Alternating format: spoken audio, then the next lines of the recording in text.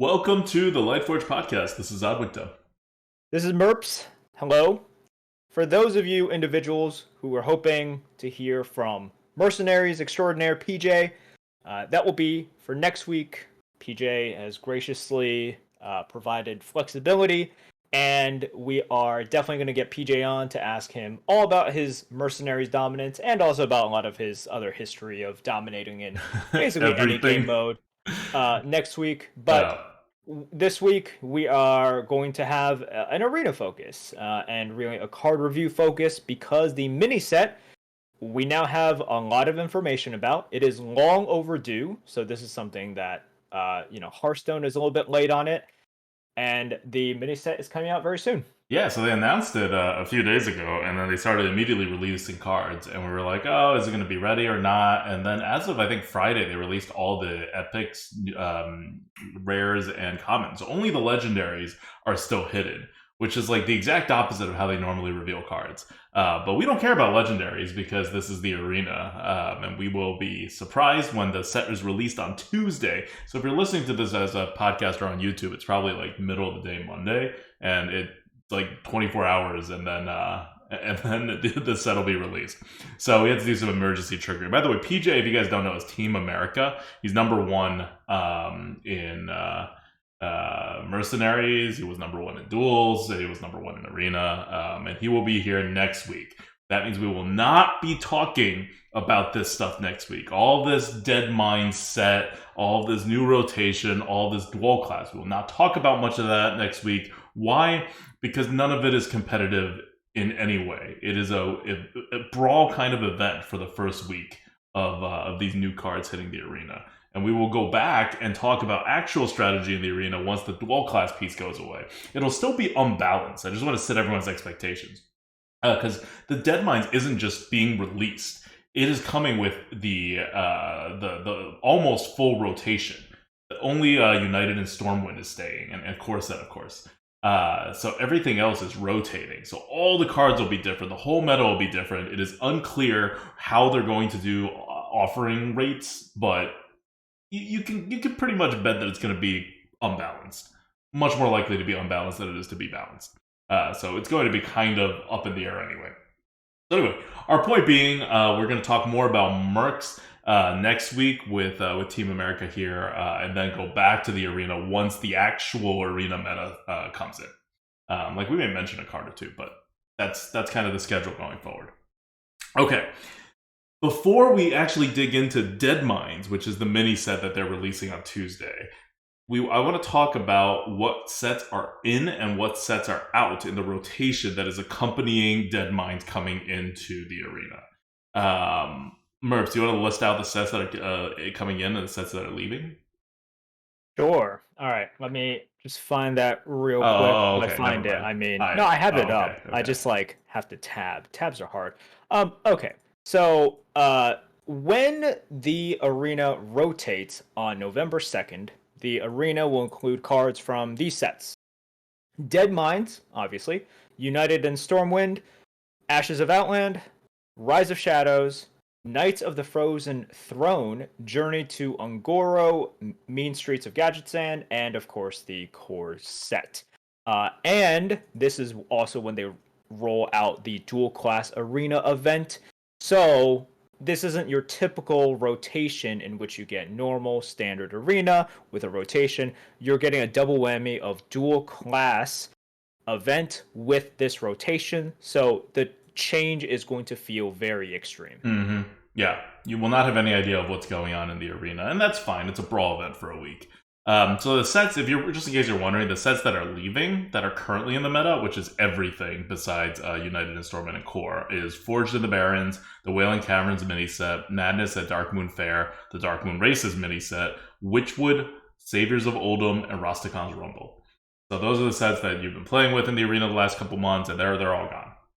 So we're not going to analyze what's actually going to happen in the arena meta because it doesn't matter next week anyway. It's dual classes, and more than that, it's all the offering odds are so messed up right now. It's impossible to say what exactly is happening.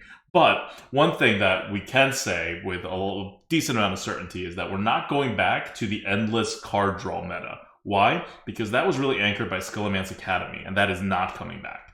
So what is coming back though is the other big set that was around for like a year, more than a year before that, before the most recent rotation took it out, and that is Ashes of Outlands. So what's coming back is stuff that you're going to be familiar with, like the Og Merchants, Vile Fiend on 2, Overconfident Orc, Scorpid, Raider, the 5/7 Raider, Shavara, Colossus. Like, those are all coming back on the neutral side. I'm not going to talk about class cards. It's just too much to go through. And I'll hit up all the other new sets coming in, too. Rise of Shadows coming in. That's the set with Scribe and Shovel Fist. It's a little bit on the earlier side. There's a lot of good class cards in there, but the neutral set didn't really do much. Knights of the Frozen Throne. Knights of the Frozen Throne, back in the day, if you remember, was when Hildnir Frostrider was in the meta, and Keening Banshee. Those are your overstated 3 mana 4/4s and 4 mana 5/5s. So they're making a comeback. And like these days, Keening Banshee is not ridiculous anymore, because there's a 4 mana 5/7. Like, the meta has kind of gone insane on the neutral side, but it's interesting to have these cards back again, at least. Death Speaker is coming back, Bone Mare, the nerf version, and Bone Drake I'm going to highlight, because that will be terrible, because anything that generates dragons will be terrible. It's not a great card anymore, but it will give you more Ysseras. Yeah, any way to get more Ysseras, I think, is going to be very frustrating for just a large group of arena players. Like, people are clamoring for arena to be gone, and of course there are all these ways to discover Ysera right now, so I think people are going to be unhappy. That Freudian slip. People are clamoring for arena to be gone. That's true. You know what? By people, I mean, who's the one talking here, right? Yeah. So, look, people really, really do not like the fact that Ysera swings games, and I think it would be fine if it was only drafting which got you Ysera, but we all know that is not true. And there's ways in every freaking single meta. In the current meta, one of the most popular ways is like Dragon Roar, right? And then once Dragon Roar disappears, there will be other ways. Blizzard has just created so many ways throughout the years to generate dragons, and there's just going to be really annoying ways to generate Ysera, unfortunately. So that's kind of where we're at. Yep. Bone Drake is going to be that next annoying thing. Yep. And it's good enough to be drafted. It's not like it used to be really good, and now it's just kind of a decent card in your deck, right? You're nothing special about it, except your opponent is going to get Ysera quite often from it.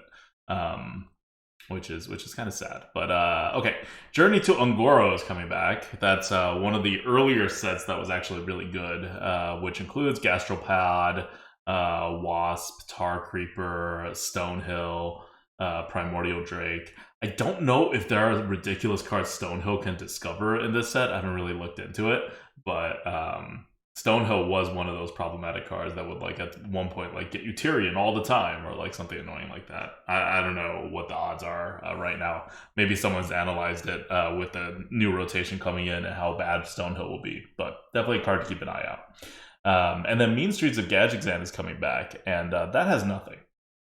That set has absolutely nothing. It's a very powerful set back when it came out, but it was only powerful on the class card side. On the neutral side, it was very underwhelming, and so you're going to get some good class cards coming back, but class cards are ridiculous nowadays anyway. Okay. Yeah, so that's kind of, just so you guys know, have a sense of what's coming back into the meta.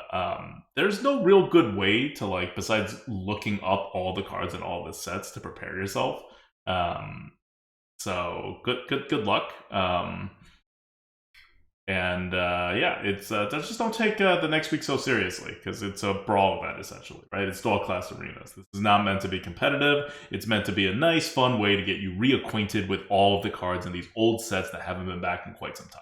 Like, I can't remember the last time I saw a Keening Banshee. You know? It's been a while, definitely. Ashes of Outlands, that's something, if you've been playing Arena, you should be fairly familiar with, right? Like, that's something that a lot of people will remember. So when you bring back something like Burrowing Scorpion. You're like, oh yeah, I remember it more than I don't remember it. But there's certainly going to be some cards, let's say Ungoro or uh, Knights of the Frozen Throne, where it might really be new for you, or just like Hmm. a long trip down memory lane. Yep. All right. Let's move on to the exciting stuff. Deadmines mini set. We were wondering what's going to happen with the mini set. I think we were talking about it in a few of the last Lightforges, just because they hadn't really made a peep about it, and it's been 3 months since they released United and Stormwind. Well, it's finally here, and it's got a Deadmines theme. I don't know. It's I think it's Warcraft lore related. Yeah, I've never known so much about the lore, but they have these themes. They kind of stick with them, and there's usually a um theme within the general theme. Like for example, here, as you'll see, we have these parrots with an interesting mechanic that they Hmm. repeat things. It's cute, right? Because parrots repeat things, and these all repeat different things. I Haha. just I don't know Um, what is happening in the world of Warcraft. Like, are parrots just like these gigantic, like T-Rex sized things roaming around the game? they Because can there's be. enough parrots in this game now that are like very far away from like 2/1s or 1/1s, like you would expect parrots to be. Yeah, I think that I mean I'm not saying that they're all like that, but it's Hearthstone, right? And it's also Warcraft. These things can happen. I Hmm. just always say these things can happen because they can. These All things right. can happen. Well, so once again, legendary cards are not revealed yet, so we're not, telling you about them. We don't know, and honestly, we don't care that much because it's the arena. Um, but everything else is. So we're going to do everything else besides legendaries. That should cover, I think, like 31 of the 35 cards or something like that.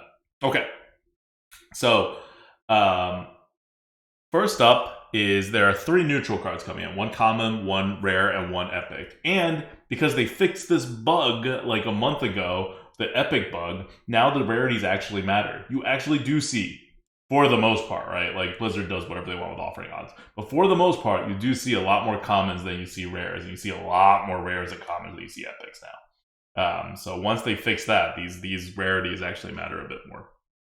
Okay, Galaka Glutton is your very first card, and if you're listening, we're going to read out the card every single time. And if you're watching this on YouTube, we are also showing the card. The website we're using to show the card is Hearthstone Top Decks, so thank you to them. Okay, Galaka Glutton is a 3 mana 2/3 pirate. Battlecry: destroy a beast and gain +1/+1. Okay, look. Will it hit sometimes? Yeah, it will. The thing I'm most surprised at is how penalized you are in 2021 for Yeah. having this. I'm very surprised actually. I thought it would be like a 3/3, you Mm-hmm. know? I thought instead In of this day and destroy a beast age. and gain +1/+1, it would just be like Dragon Slayer, right? Dragon Slayer is Yeah. not even this day and age. Dragon Slayer was like a bit ago day and age, right? Pre-core set, definitely. And that was a 3 mana 4/3, not a 3 mana 2/3. And it didn't destroy a dragon, but it dealt like 6 damage to a dragon. So yeah, Right. I think your 3 mana 3/3 is what you would expect from these kinds of cards now. Yeah, so I was really surprised when I was like, wait, this is like a decent sacrifice that you have to make for, admittedly, I mean, a huge swing, but I thought the days of having to make this sort of sacrifice was gone. So I'm not really complaining. It just means that they printed a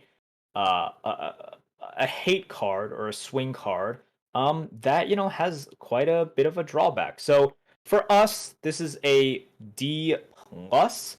That means it is like not yet a Yeti, but fairly close to a Yeti-ish. It is draftable. Like Mm-hmm. you could draft it. There are plenty You of could beasts. hold it in your hand. Yeah, there are plenty of beasts. In order for you to get that large swing because let's face it, it is a very large swing. The problem is you might have to hold on to it for a while, and the stat line by itself is unplayably bad. It is Hmm. just that bad. It's not even like a 3/3 in which it'll obviously tilt in favor of playing it sometimes. This you just got to hold on to it. It's kind of like that BGH effect where it's like you might have desperate times, like absolutely desperate times, where you play it instead of waiting for the effect. But by waiting and waiting and waiting, it hurts the score a lot. Yeah, you have a dead card in your hand until they play a Yeah. beast. And keep in mind, because Barons is leaving, there's no more Scorpions for you to kill with this Galaka Glutton. Yeah. Other stuff is coming in, but a lot of very popular stuff is coming out. So people are just like, oh, but there's like such good hits now. You have to remember what's being taken out at the Yeah. same time. And then at the same time, you have to remember stuff like uh like burrowing scorpion is stealth, right? Yes. Like that thing is stealth. So you can't uh target it right away. So there's quite a few considerations that you want to be thinking about here. Yeah, and even if you do kill some of these, if you're like dealing 1 or 2 damage to kill the beast, that's not like Mhm. amazing, right? Like you have to hit it, and then you get like a slight benefit to what the card would normally be So expected for 3 mana. look, this is quite a draftable card. Like, I think it's like you could say it's like a C or like a normal cardish. That's fine. D plus, like, if we're saying something's like a D plus, that means it's pretty close to like a C. Um, I'd be curious if people actually think that this is like really really good. Or And even I just know, good. Like, or sorry, even if just good. people just will take this over at Yeti, I think that's wrong. Like, I just flat out think that that's wrong. If on the first card you would take this over a Yeti. Now, if you have 4/4 drops already, sure, you may take this over a Yeti if you think you Yeah, need to swing, but not before you hit all your drops. and No, we're go ahead. also in the age in which there's like plenty of situational cards. And it's sort of like I don't feel the need to take this as one of my hold on to it forever and wait for a Yeah. situation kind of card. Whereas like, in previous metas, for example, with BGH, you kind of knew it was going to hit because of what was in the meta. And also, whenever you hit with a BGH, it was like, oh my God, that's like the mega swing, right? Hmm. So here, yeah, I think D plus is fair. And once again, I don't want you guys thinking like D plus is undraftable. It's Yeah. very D plus is draftable. very. It's the one It's very step below a draftable. Yeti, right? Yeah. Hmm. Um, Okay, so just to refresh people on our tier list system, I've put up this graphic and I'll read it off for the people on the podcast. Yeti's a C. Yeti's actually the very bottom of C, right? Like C, each of the main letters takes up 75% of the entire letter, and the C plus takes up 25%. So there's quite a big range within C, and Yeti will be at the very bottom. And something like Mad Bomber will be at C plus. Whereas B gets to what would be what I'll call old school premium neutrals, like Basilisk, right? Like these are very powerful cards. Clearly, do not belong in the same game as Yeti, but they exist. Then B plus are the old school super premiums, like Rapgorl. Like these, I call them old school because they were super OP in the old days. They're still OP now. Like they still push the edges of what you can recover from in the arena, but you can recover from them now, whereas before you couldn't. Then A tier starts to be the kind of cards that just shouldn't exist in neutral and are probably even a little suspect in class cards. And Twin Tyrant is our classic example of an A tier card. Doesn't have to be quite as good as Twin Tyrant, but that is an A tier card. To give you a more recent example of a A tier card, we had put the old Battlegrounds Battlemaster as an A tier card, and that got nerfed. We had put Sunwall Initiate, not Sunwall Initiate, Venomous Scorpid as an A tier card. That did not get nerfed, but we had also rated Southsea Scoundrel as an A tier, but that would be the very bottom of the A tier. And Primordial Protector in the A tier. So those are A tier is pretty special. And then at A plus, you're at Deathwing levels, and at S, on this graphic it says Runaway Blackwing because that was the only example we had when we made the graphic. And then Morshan Watchpost came out that was actually in the game, And before that came out, we're like, yup, that was the S tier card. That one can't be allowed to be in the game. And lo and behold, it was not allowed to be in the game. So really, A and S would all just be generally categorized as almost breaking the game to flat out breaking the game. Like, we separated the tiers, but realistically, your deck is going to be filled with C tier cards and B tier. Yep. And I think B is the one in which people are going to relate the most about, and people are going to see a lot of cards from there and think, wow, these are like some of the best cards in the arena and the most plentiful ones. And yeah, that's true. Like, most of the good cards that you think of will be in the B group. And if you just look at sort of like our distribution of how many cards get A's versus how many get B's and how many get S's, by the way, which is like non-existent. I Literally think, non-existent. Whenever a card gets S, they take it out of the game. yeah, pretty much that. Or I mean, it's just like super toxic. Right. So, the one like a great example of that, we put Arbor up as S tier, Yes. and I think a lot of people, even though it wasn't removed, I think everyone recognizes how powerful. Yeah. And that's because it was a class card. If that was a neutral card, it would have been removed. Yeah, I think so. I think so. Okay. Anyway, moving on. Enough about this Galaka Glutton. It's not a particularly interesting card in the arena. Multicaster is up next. This one is an interesting card in the arena, but it's like... Okay, I'll just read it first. 4 mana, 3/4, Pirate. Battlecry.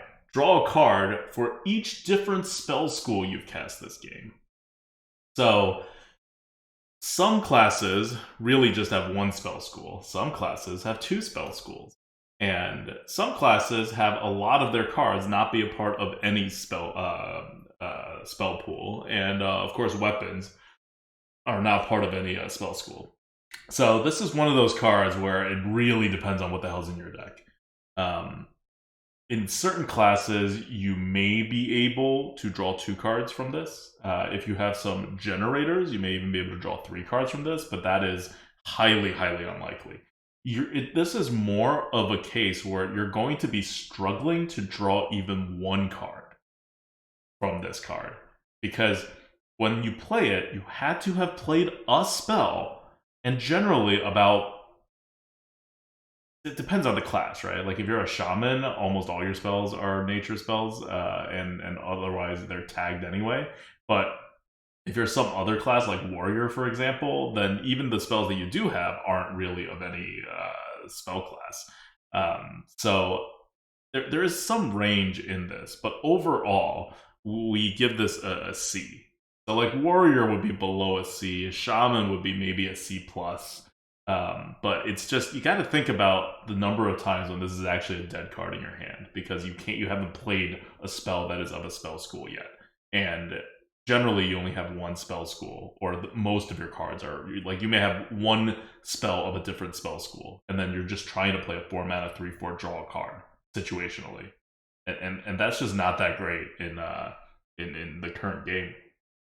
Card is one that is a little bit tough, just because cards that will differ fairly significantly for different classes, and you're trying to average them out, and it depends on sort of like what sets are in as well. Like, it's tough. So on average, this is about a C, but the variance of it is greater than it is for some other cards, just because this is so dependent on like what sets are in and what class you are. And more so what class you are. Yeah, and what you've like drafted to. Right? Yeah, like, it's very exactly. sensitive. It's very, very sensitive. So we'll put this in the C group. You might find some drafts where you're like, this is absolutely trash. And you might find in some certain classes and in certain decks, as you're drafting, especially once you're getting to the 20 plus picks, you think that this is amazing. And I could see that. I can definitely see that. All right. So that's the rare neutral card. Now we move on to the epic neutral card. This one was a long time coming. Yeah, it was. We all memed about it at some point. It is Maddest Bomber. He is finally here. Sorry, she is finally here. It is a 8 mana 9/8 goblin. Yep. 8 mana 9/8. I did not misspeak. Battlecry. deal 12 damage, randomly split among all other characters. You are not paying for the stats anymore. What Blizzard has decided is you are paying with time, as in, like, there is a reward for you waiting this long, not being able to play it, and you're finally able to play it. You guys know how much I love the bombers in general, but definitely Matter Bomber. This is very welcoming to see. I think this is such a cool card. It's definitely one that takes skill, right?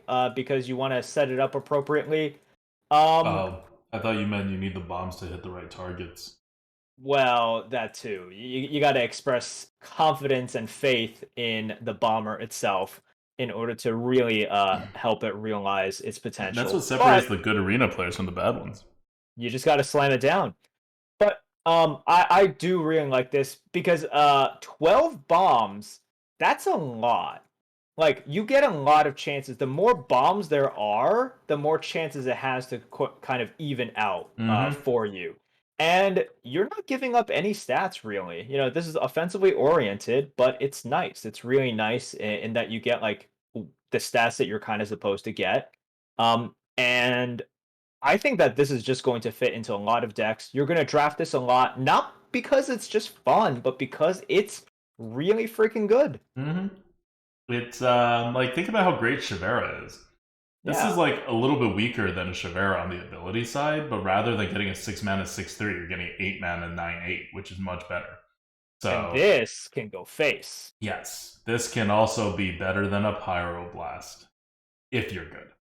Yeah. So this is a card in which I think some people might see it that it has like huge meme potential, which is true, but it is also just a legitimately good card. Remember, a B tier is very solid. We have a lot of good cards that are in the B tier, and this is where it belongs as well. Like, this Mm-hmm. is the consistency with 12 hits is very good. It's not 100% of the time, and I'm sure you guys are going to get real mad when it doesn't work out once or twice. But the consistency is there, and that's why it's B. This is an old school premium card. This is like Basilisk right now, where you're just like, oh yeah, it's a Basilisk. But then you take a step back and you're like, oh wait, Basilisk is insanely good. Um, that's Mattis Bomber. It is insanely good. I'm gonna see if Very good. there's actually what did we rate B that's like high mana cost. I'm trying to see if we have something like that. Like Stormwind Guard, we rated a B. Right? Like it's just a very good card. You would love to have that card in your deck. Um, Yeah. is it going to Well, like I flat mean, out they can win you a still. whole bunch of games? No, but it's going to be a net positive to have in your deck, even compared to class cards. Mhm. All right, so Mattis Bomber in the books. There's also 2 legendary neutrals, but we don't know what they are, so we can't judge them. Uh, okay, so for classes, we're going to start with Demon Hunter and just go down. The first Demon Hunter card is a common card, Crow's Nest Lookout. Crow's Nest Lookout, Demon Hunter card, 3 mana, 2/2 demon, Battlecry. Deal 2 damage to the left and rightmost enemy minions. Now remember, the way this works is that if there's a single minion, it just deals 2 damage to it and then 2 damage to it again. Yep. Which is pretty good. Like, the way that the Demon Hunter mechanics work like that is very, very helpful for basically all the cards that do it, but it makes something like Kurtrus, it takes it from like just, oh, this is pretty good, to like, this is ridiculous, when it can just slam something for 6 damage as well. So with Crow's Nest Lookout, we have this at a solid B tier. It's good. You can use it in many situations. Really, the only situation in which it's like not good is when everything's out of control. You can't control where this goes, and it's very important that it hit the right targets, and in that case you're kind of just screwed anyways. So Crow's Nest Lookout, you just get a lot of stuff and initiative for the mana. Yeah. I think that describes the B tier pretty well. Yep, it is a B tier. Um, Next up, we have Need for Greed, another Demon Hunter common card.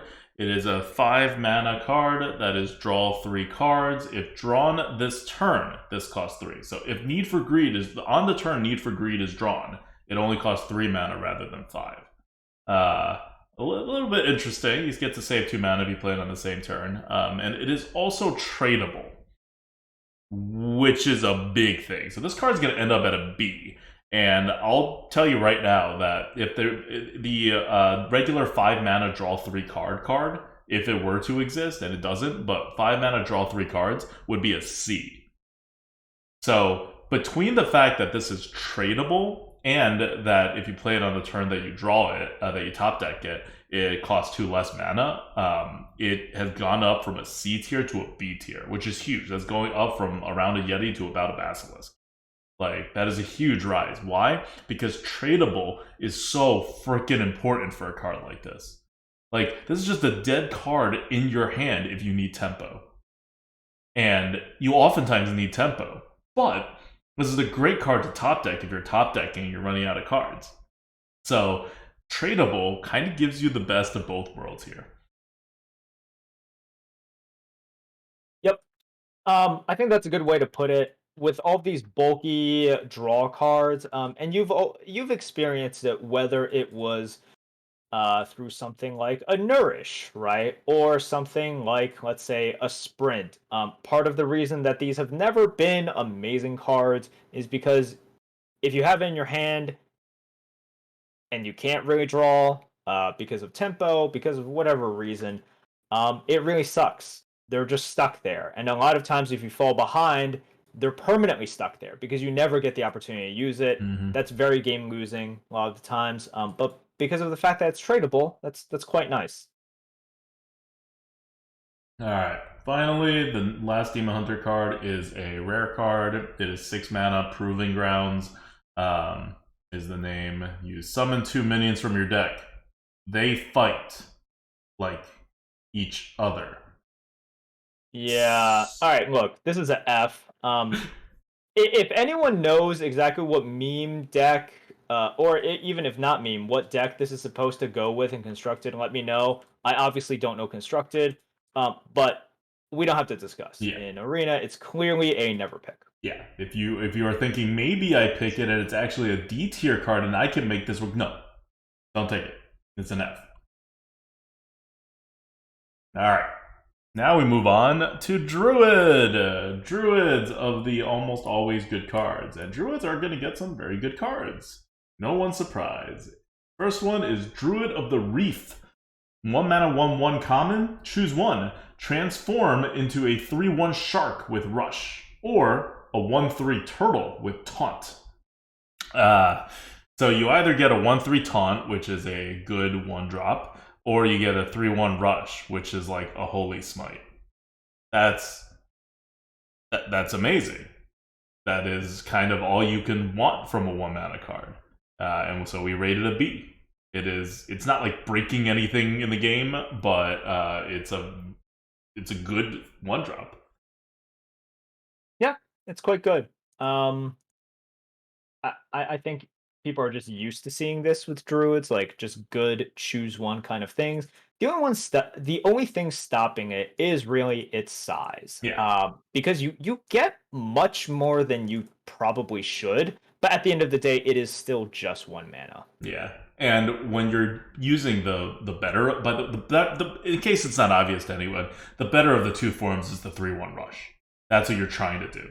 You would only use the 1/3 Taunt in desperation situations when you need a taunt, or when you want to play it as a 1-drop. But the 3/1 Rush is kind of pointless as a 1-drop 9 times out of 10, which is what kind of hinders it from having the impact. Like, if you have a 4-drop, that's very good, because 4-drops face off against 4-drops. Here, you have a great 1-drop, but it doesn't do stuff, because it's only going to face up against 1-drops maybe, but probably 2-drops, and sometimes 3-drops. So it kind of gets, like, that's the problem with 1-drops in general, right? Yep. Okay. Next up, you have Moonlit Guidance. We are on to rare cards. It is a 2-mana spell. Discover a copy of a card in your deck. If you play it this turn, draw the original. It is a arcane spell. And we rate it a B+. That is the best card we've seen so far in this set. It's just really good. I mean, so first of all, you get to discover a card from your deck. That's really handy, right? It can get you out of sticky situations. It does cost a little bit more, but once again, this is sort of that what was that card's name? Call of the Grave Yeah. situation where you want to use it a little later on so you can withstand the mana cost and you can play it on the same turn. And you also have to remember, whatever card you're picking, it's probably good. It's probably relevant for the situation of the current game state and board state. And you probably do want another one if it's like that. You know, like if you're behind a little bit and you draw that AOE and you get another AOE, well, would you like to have another AOE in hand because you just cleared the board and now it's their turn to populate again? I don't think you'd mind it. Mm-hmm. So, Or like you play it when you have 10 mana, you get your 8 drop. You get another 8 drop. right, Like yeah. this is exactly what you want. Yeah, this is really good. So, are there drawbacks to it? Oh, definitely. 2 mana is like a real cost. Mm-hmm. That's going to be annoying sometimes. But the times in which it works out, and it's going to be fairly often, really, really good. All right. Last Druid card, another rare card. Jerry Rig Carpenter. 2 mana, 2/1 pirate, Battlecry. Draw a choose one spell and split it. We give this a B. Yeah, so you're anti-tempoing, but you get card draw. Mm-hmm. First of all, and you get to split the spell. We've seen this with other effects. I'm forgetting the exact card name, or like we've seen this before, splitting stuff, right? The choose ones. That's really nice because there are some cards that do have like really just one choice and you don't care about the other one.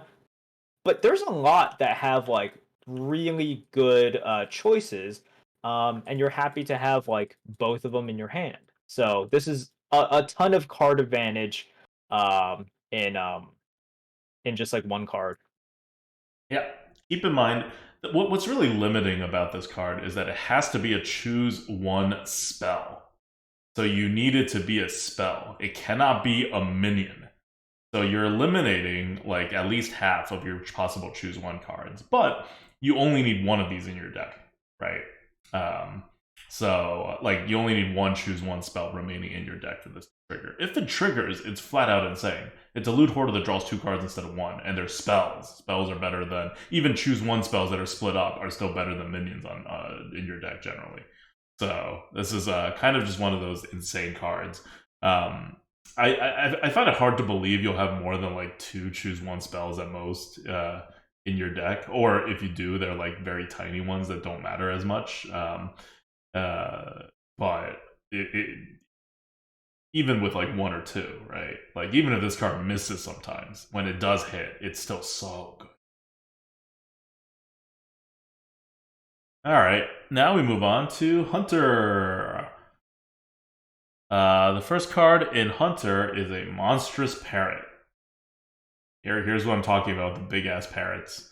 It is a 4 mana 3/4 beast. It is a 3/4 parrot. Battlecry. Repeat the last friendly death rattle that triggered. Friendly death rattle. We give this one a C. Yeah. Oh, go ahead. Have we analyzed like the death rattles and everything? We have not analyzed the death rattles one by one, but generally speaking, you can't play this on 4, most likely, because it's very rare for you to have a death rattle by then. There's actually just like a limited amount of death rattles in the game that are meaningful. So you got to play later on. Later on, the 3/4 body doesn't really do as much as it may earlier on, and it is not a curve card at all. So you can control. You'll eventually get a friendly death rattle, right? Like you're not going to go the game without playing a death rattle. This is never going to be a dead card in your hand for the whole game, but it will be a dead card in your hand for possibly a large part of the game. And because you're not really like you're very rarely going to be able to manipulate what your last friendly death rattle is, either because you drew the parrot and you had already played the death rattle you really wanted to trigger, and your last one was a not so good one. Now you have to wait for another one, or just because you need to play it at some point. So there's like it doesn't seem like it's too iffy, but this is actually a very situational ability where it can become really good, but even when it's really good, it's still kind of capped. Like, what are you getting outside of the very extreme ranges, like that 5/8 taunt or something? You're hoping to get something like draw a card. Like that would be Yeah. great. And 4 mana 3/4 draw a card sometimes. It's just not a big sell. Yep. I think that's good. Anything else we want to talk about for that one? No, I have a Yeah. problem with all the parrots. They do like they're so big. That's your problem with it? Like Their imagine size? how big the parrot would be. I mean seriously, like just imagine it's a battlefield and then there's this like not just one, but a bunch of like a variety of like gigantic parrots like flying around doing stuff. Like I Are you don't talking know. about their actual size, or are you bothered by their stats? Like, Well, I imagine the what are you stats bothered are by? somewhat correlated with their actual size because it's No, not they're like these not. parrots Otherwise, are. okay. Otherwise, how does Deathwing get killed by 12 squirrels? Well, because the squirrels can't be rounded down to 0, right? The squirrels are rounded up to a 1. The parrot is a 3. That's just kind of a 3. It's either a 2.5 or a 3.5. And either way, that's kind of scary for how strong this parrot must be. It also has 4 health. Like, it's got to be a pretty large parrot. Like, we're definitely not talking about a parrot the size of your head. This has to be like a parrot the size of your body. Aha. Okay. And it's not the only parrot, right? There's more of these. This monstrous parrot may be called monstrous, and you might think, oh, it's a monstrous parrot. The other parrots are going to be normal. That's what I thought, at least, when I first saw it. The other parrots are not normal. Okay. Moving on from monstrous parrot. Defias Blast Fisher. Uh, it's literally a picture of a dude shooting a gun into the water to kill fish. So, kind of crazy. But it is a 5 mana 3/2 pirate. Battlecry, deal 2 damage to a random enemy. Repeat for each of your beasts. So you're dealing 2 damage to a random enemy regardless. And that is not a random enemy minion, that is just a random enemy. It could be your opponent's face. And then for each beast you have on the board, which is up to 6, you will do it again. Yeah, look, all right. So we have this at an F plus. 3/2 stat line that deals 2 random damage is terrible. What are your chances of having Beast on board? It's low, it's Oh, well, it's there. hard. It's high, but once Yeah. again, random damage. And then what? Like, are you expecting to have more than a beast? Because you shouldn't. You really shouldn't. And then if you have like so many beasts on the board, once again, we get back into one of those situations where like, oh, but Merps, what if I have 5 beasts on the board? Well, you probably won then. If you're just telling me like you kind of started off the turn having like 5 beasts on the board, Mm-hmm. I'm like, so your opponent didn't remove it. I'm guessing you had already won. So it probably didn't matter at all. It's just really hard to trigger, guys. It's just really hard to trigger. Yeah, it's a And then combo once, card. It's a yeah, it's a very, combo. very heavy combo card in Arena. Like, it's not going to be good. Yeah. So it's rough. And look, we can think about those really cool situations where you get out the rat's nest. Snake I Trap. think, yeah. Also like a snake trap or something. Yeah, it's probably not going to happen though. Mm-hmm. That's it. This is average. Right? This is average. I mean, not average. This is bad. Well, no, I'm saying like our Our score score is is about the the average average situation. of Okay. situation. Okay. I'm like, just in case people are confused, we do not think this is an average card. This is a No. bad This card. Do is not the draft average it. situation because you could find good situations for it. Mm-hmm. I can't believe it's still like random enemy though. It's not even like minions to Yeah. help you just like deal with the. Like it's a blaster. It's a blast fisher. So he's not even accurate enough to aim at the water always. Like he'll sometimes No. just aim randomly, like in the air. Also, like this guy's crazy. Yeah. All right. Next up, we have a Doggie Biscuit, 2 mana spell. It is give a minion +2/+3. That's pretty good. Then it's tradable, and we have the beginning of our tradable pluses. So this new class of cards have come in with Deadmines, and it's really Deadmines' key innovation, which is a tradable card where when you trade it, not when you play it, but only when you trade it, some ability kicks in. So Doggy Biscuit says when you trade this card, if you trade it, give a friendly minion rush. Pretty Um, good. yeah, it's like a little bit of a bonus when you trade it in. And keep in mind, when are you going to trade this card? You're probably going to trade this card when you don't have minions with initiative on the board, right? Like when your board is clear. And in those cases, what do you want? Probably initiative.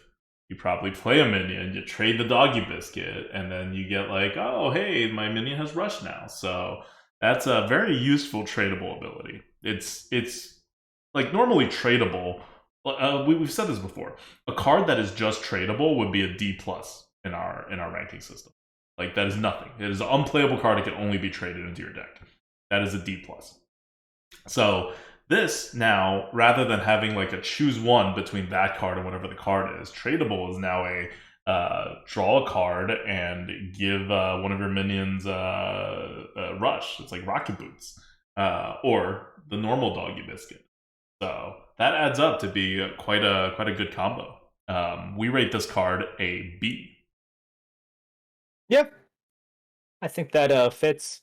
It's just very flexible. I think I would always be happy to have this in the deck. You can use it in so many ways. So, very solid B card. Next up, we're a mage. Okay. All right. This is what I'm talking about here, okay? You remember the monstrous parrot? Yes, Monstrous. this is a giant It's parrot. it's This monstrous is parrot. a Titanic parrot. yeah, it's Yeah. a 3/4 parrot. That's monstrous. All right. So what do you think a 6/6 parrot would be? Well, The I mean, adjective is gray.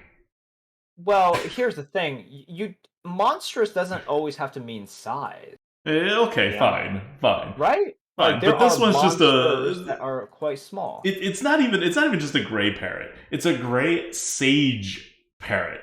So that even implies like some kind of like magic or wisdom, something that is not being gigantic and huge and like dominant. You see the picture? It's on like the top of the ship thing, the overlook area on the ships, and it like Yeah. fills the whole entire thing area with its body. Like it is a see gigantic parrot. It is a gigantic parrot. But yes, and also chat is rightfully pointing out that it's a gray sage parrot, but I don't see much gray on it. Yeah. That's the weirdest thing to me. I mean, it's called like a gray sage, and I'm like, I don't know. And are colors different in the Hearthstone universe? Because that doesn't look that gray to me. Alright. So it's an 8 mana 6/6 beast. Battlecry, repeat the last spell you cast. That costs 5 mana or more. We give this one a D. Because remember, it's an 8 mana 6/6. That means you can't play this card until you have cast a spell that costs 5 mana or more. And we've had a lot of cards already in this game that requires you to have spells 5 mana or more. And with all those, you'll probably remember, they're actually kind of hard to trigger. Like, there's not that many spells in this game that's 5 mana or above that you want to put into your deck. You not only have to be offered it, then draft it, then have it in your deck, you also have to draw it, and then actually play it, and then you want to play it again. So, if it's a 5 mana or more card that has like a target, for example, this is terrible. Because you can't target stuff with this. It just like it just plays it again. So it's even more limited on the kind of cards, not just all 5 mana spells. Like it'll play it again, but who knows what it'll target, right? So like let's say you've cast, I don't know, I don't have good examples in mind, but let's say you were doing like a pyroblast or like let's say a meteor. There we go. Meteors are in Meteors Ungoro. back in. So let's say you have a meteor. Well, Now you can meteor potentially your own minions, or if you want to hard remove something and they have two minions, it may meteor the other minion. Like you just don't know. So meteor is a great card. You would love to cast it again, but with the Grey Sage Parrot, even though it is a spell that's 5 mana or more, it's kind of bad. Yep. And that's what's part of holding it back. The other is if you're trying to play it by itself, It the stats can't. are horrendous. For the cost, the stats are horrendous. Yeah, you just don't get enough out of it for having to wait and set it up.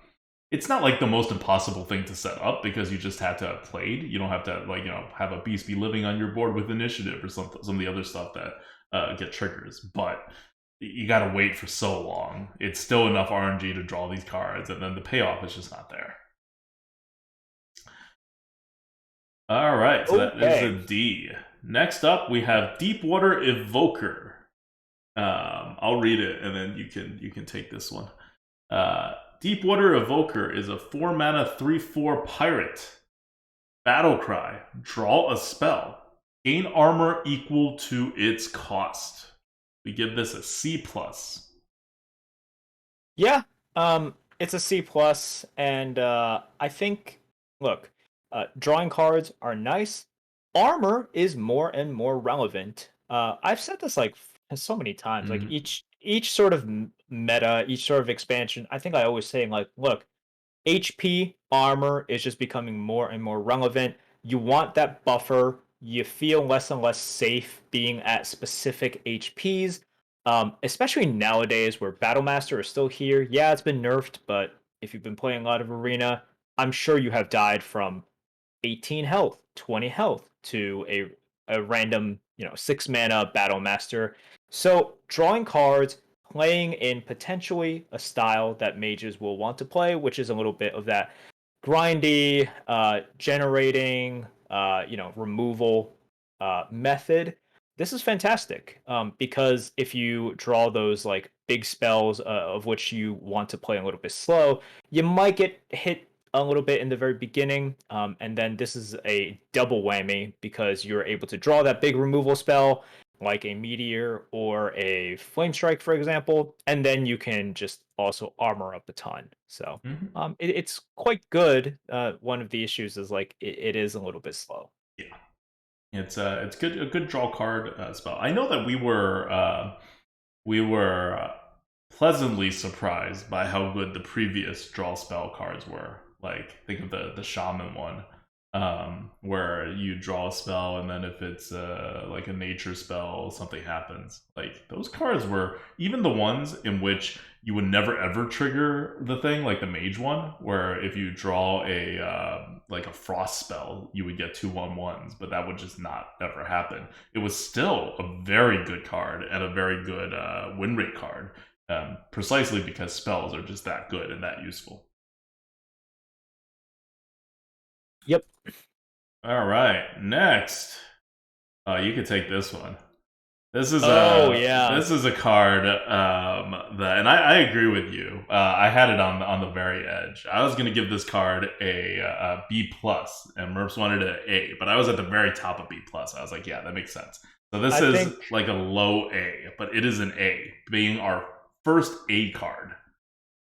I think this is a perfect example, and it really touches upon kind of what makes a card an A. And remember, we don't give out S's, so A is about as high. Wow. Okay, spoiler alert. We will give out an S here. We will. So you guys can start thinking about which card it is. But Arcane Overflow is a great example, in my mind, of a solid A card. Arcane Overflow is a 5-mana rare arcane spell. Deal 8 damage to an enemy minion, just like Flame Lance. Summon a remnant with stats equal to the excess damage. A remnant is just it's an elemental with like XX stats. So if you deal 4 damage to an enemy minion, you are summoning a 4/4 arcane remnant because that was the leftover stats. If you're dealing 5 damage, then the leftover damage is like 3, so you'd summon a 3/3 remnant, which is an elemental on your board. This is just so good. there is no such thing as wasted damage. This is something that you always want to think about whenever you look at a card, for example, like Meteor. And it's part of the reason why Meteor isn't the absolute best card on the planet, because what you get damage wise is insane for that mana. You'd think, why should this be possible? And it's possible because the overkill damage is extraordinary. Like, Mm. there's a decent amount of times in which you are wasting more damage than you're dealing. And that will just happen with a card like Meteor. Here, you are always going to be able to use it, and they reward you either way. You're either dealing pretty perfect damage, in which case 8 damage for 5 mana, pretty good. We've seen with Flame Lance, very usable. Um, and if you're just like, well, shit, I can only use this, that's fine. You can deal the 2 damage to something, and then you just summon a 6/6. That's awesome. That's so good. There really is no weakness to this card. You get way too much for what it is, and the game doesn't punish you enough for putting you in tough situations in which this card isn't useful. The only time in which it isn't useful is if your opponent is unable to play anything or doesn't play anything, and there's 0 enemy minions for you to target, in which case that's probably really good for you. So, perfect example of an A card, ridiculously flexible, overstated.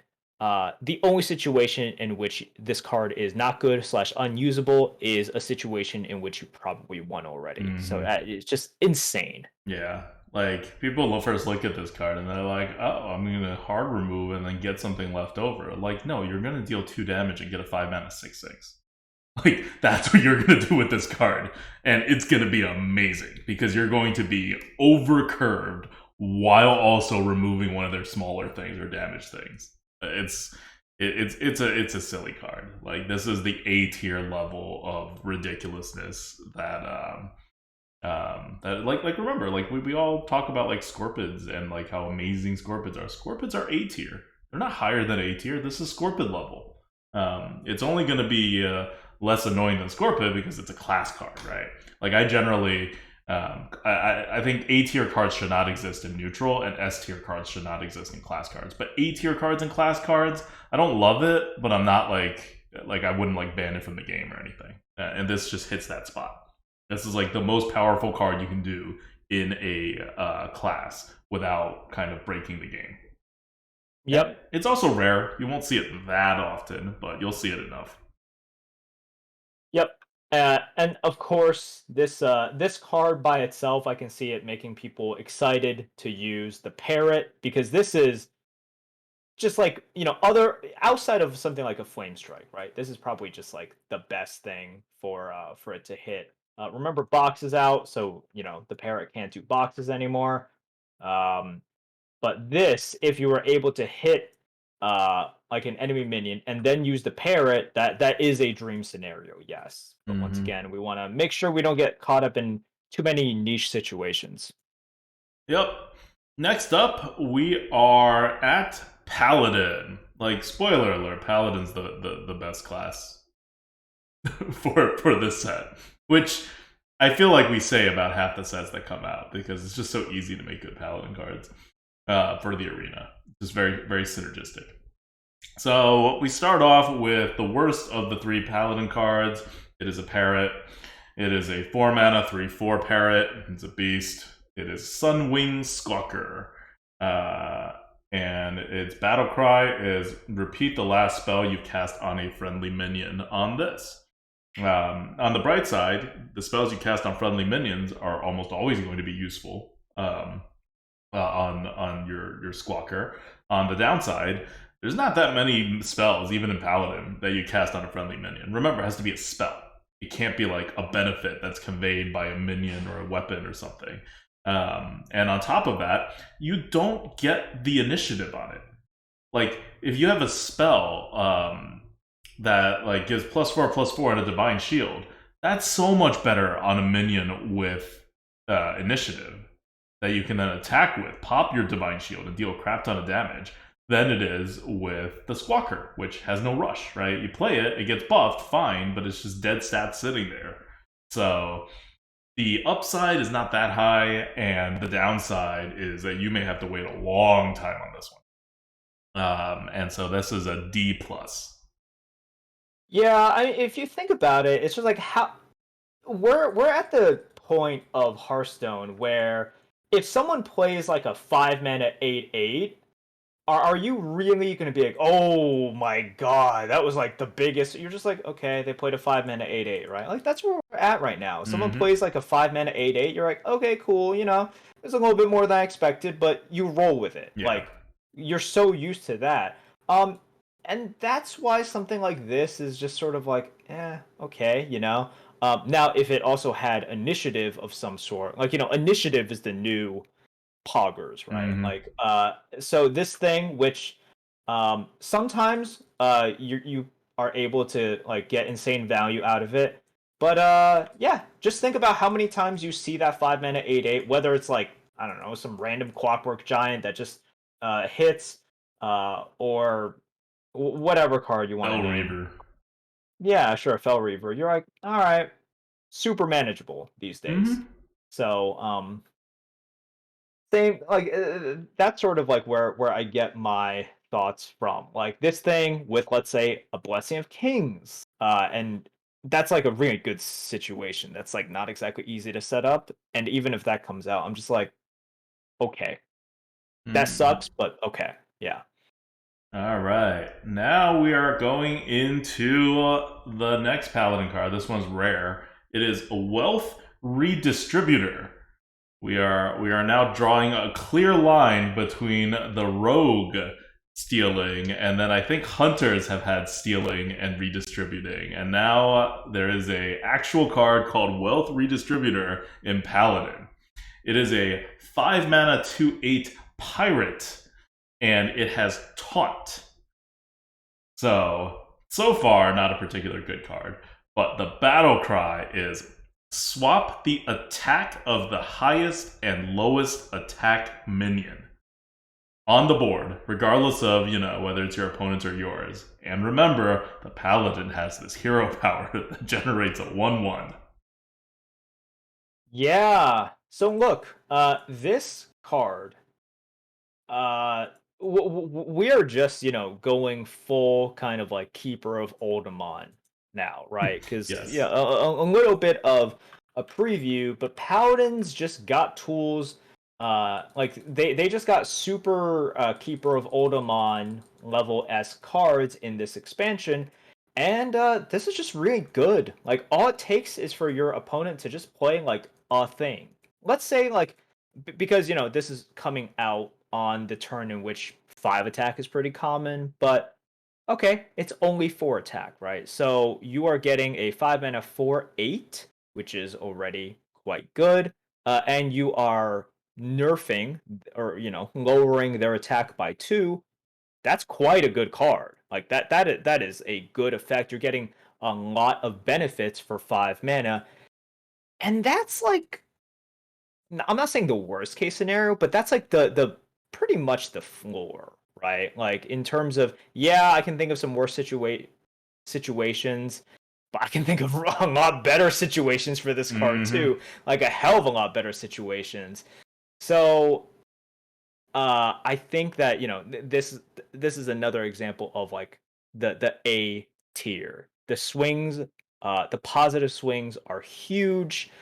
The negative swings, it's like, oh, my opponent doesn't have anything out there, or like, oh, all their stuff sucks. um it's I think you're fine then. Yeah. So yeah. Yeah, and this is just that whole thing with like Paladin not being able to hard remove, just getting more and more ways to get around it, right? And so Yep. this is a great like 2 card in one kind of deal. Um, Yeah. um and once again, it helps that this thing passively has like only 2 attack, right? And you're kind of hoping, you're like, could you have like 1 attack instead? So like when you transfer it, if it were to transfer like to another thing, you could weaken it even more. yep. It's just really good. I'm like, I don't understand why it has to be this good. Like I don't understand why they gave it like 8 health. 8 health is a lot, by the way. Mm-hmm. 8 health is a ton. I also don't know why it taunts. I don't understand a lot of things. Yes. Like, So how is that part of its design? Like that just feels like you're stuffing it for like no particularly good reason. there's no reason it has to be this freaking good. I also see people in the chat. Yes, if you are unaware, it works on itself. If it didn't work on itself, it would be much worse. Mm-hmm. I'm not saying it would be a bad card by any means, but it would be. It'll still be Uh, like B plus at lowest. yeah. But the fact that it works on itself, such that if they play, let's say, an 8/8, an Mm-hmm. empty 8/8 out onto the board, you just play this, and you're like, okay, well, I got my 5 mana 8/8. Uh, and I just nerfed your 8/8 into a 2/8. Yep. That's really freaking good. Mm-hmm. So yeah, this is an A. Very easy to use, and the situations where you kind of can't use it, I think you're gonna be okay there, most of the time. Okay. We are now moving on to the S tier card. Yeah. We do not give S tiers. I'm going to run down the S tier cards that we have given in the past. It is nothing in Stormwind. It is Morshan Watchpost in Barrens, and nothing else. And it is It was Runaway. supposed to be the Hunter mount. It was supposed to Okay, be. the Hunter I mount. argued so hard Yes, for that. Merps wanted that for the Hunter's mount, which also a banned card. Runaway Blackwing and Arbor Up. Arbor Up's range actually. Yeah, Arbor Up's range is it's in S tier. It's probably an S tier.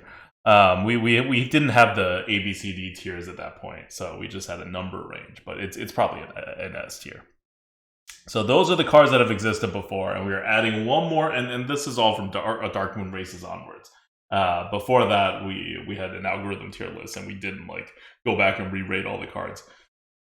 So this is quite an insane card. We have not seen a card this good in the arena that has not been banned besides Arbor Up this year so far.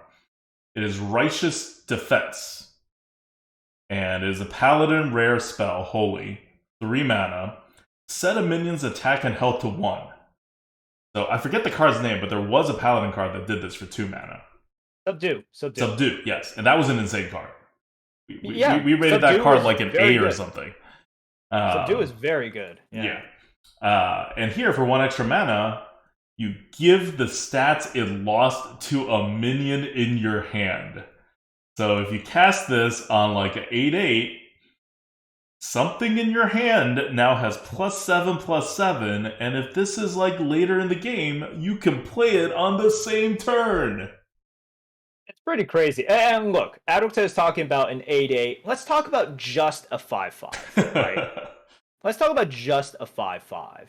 In which case, you would sometimes subdue a 5/5, and you'd be like, okay, that was good tempo, right? Good tempo, not bad, not bad.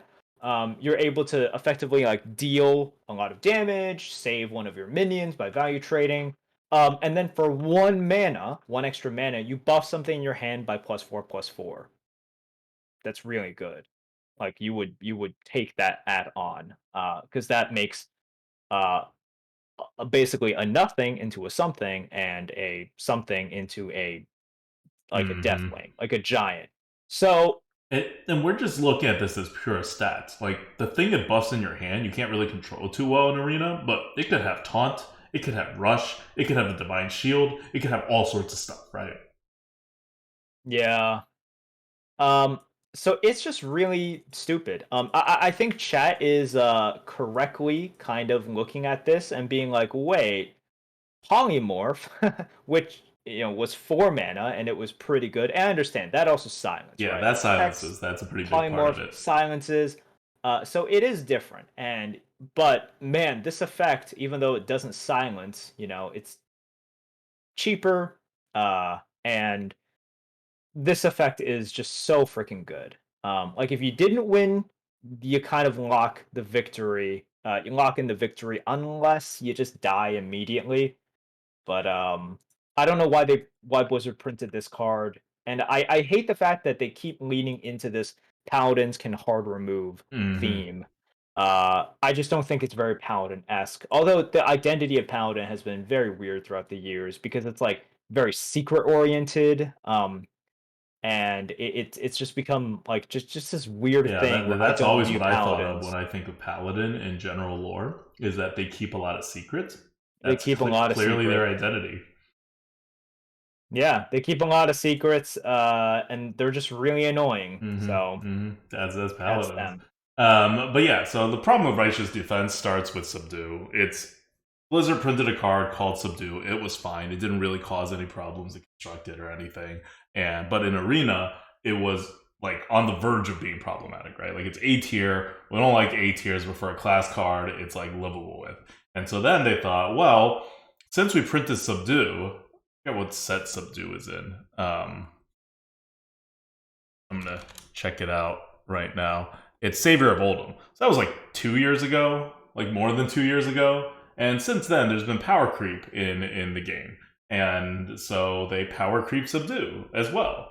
The problem is that both of these things are extremely annoying in Arena, which is Subdue and also giving ridiculous amounts of stats to your hand. Because in Constructed, there's a lot of decks that just don't have really large minions, and so putting this card in your deck doesn't like really do it. In Arena, you're gonna have 5/5s at least, even if you're an aggro deck. And Yeah, so this is it's just S tier card, S tier card. This is the new Arbor Up. Do I think that this is going to be annoying enough for them to remove from the arena? No, No, I not don't at think so all. either. This is Arbor Up. It will stay in the arena. It will be annoying. It will be really, really, really hard to balance the class. Like, if you guys haven't noticed, Druid has pretty much never been balanced since Arbor Up came out. And there's a reason for that. And it's because it's Arbor Up. It is very, very, very hard because you go a little too high and the class is overpowered. And you go a little too low and the class is unplayable. And so you're never going to get Druid that close to 50% win rate anymore because Arbor Up exists. Now, Arbor Up is leaving the meta. So that is one good thing happening for Druid. But Righteous Defense is going to do the same thing for Paladin. Where unless they nerf the offering rate of this card to near zero, it is going to make Paladins very hard to balance. I feel like it's going to start off super, super good, as Paladins usually do when they reset stuff, and then they're going to nerf Paladins to hell because they're not going to get the nerfing right. Yeah. With this card, they might just have to do something like they did with Sap, in which they effectively adjusted it out of the meta, such that, yeah, you can still get it, but you can't really draft it. And, maybe once in a blue moon, you'll be able to draft it. And nobody just ever plays around the card because they know that it doesn't exist. And then if it does exist, well, that sucks, but there was no way you were ever going to play around it. It would kind of have to be something like that. Otherwise, this card just breaks people. It Mm-hmm. will just actually break people because your only defense is never playing anything big ever. And by big, I mean like a 5/5 and above. Yeah, and So there's I'm no not way to even do talking that. Like minions. you're No, there's obviously no way. going to like just play into this. This is not something that you can quote unquote play around. You just play into it. Yeah, and it just becomes really toxic. Like I think it's gonna frustrate a lot of people. It's just like, well, for example, what was the strategy against a hunter mount? Just make sure they're always off the board. Mm-hmm. It's like, oh, that's all you got to do. Just make sure they're never ever on the board, and that's it, right? So it's like same for this. It's like, oh, just never play any medium to large cards. It's like, yeah, that's not gonna happen. Yep. It's just like never ever gonna happen. Yep. All right. Well, that's Paladin. It's gonna be powerful. Next up we have Priest. Priest is gonna start with Defias Leper. One of the first, like something about mines, Deadmines, is that there's not a lot of normal cards. Like really, this is a very complementary set to what already exists. Almost all the cards, like I would say 80 to 90% of the cards are weird. So here you have one of the only normal cards that they're actually printing. It is Defias Leper Priest, 2 mana, 3/2 pirate. It's It's a normal 2-drop. Battlecry, if you're holding a shadow spell, deal 2 damage. It's good. It's a B tier. Super solid. You don't have to be playing the shadow spell. It could be any shadow spell. You will draft some shadow spells. And it may end up in your hand, even in the early game, right? So you can use it. And in the later game, you can use it to deal 2 damage and then still pop up the 3/2. Are you always going to be able to trigger this ability? No. You will play it as a 2-drop, just a 2-drop, like a Raptor sometimes, because you'd rather do that than hold it. It's not that powerful. But for the most part, if you're not just playing it on 2, it will trigger. Yep. I don't have much more to say about that. Yep. Next up is Amulet of the Undying. Again, Priest. This is a shadow spell, but it's not going to matter because it's rated at D. You do not want this spell.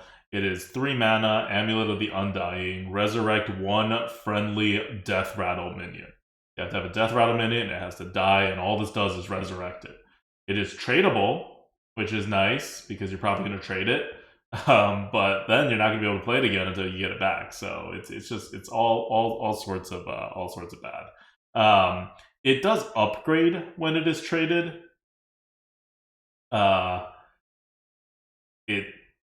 But you have to then get it back so that it's upgraded. And every time it gets upgraded, you just resurrect 1 more friendly Death Rattle minion. So this requires a lot of like kind of specific setup that you can't really get in Arena, where only the Death Rattle minions you have are big or something, and then you have to have a lot of card draw or card tutoring so you can get this card back.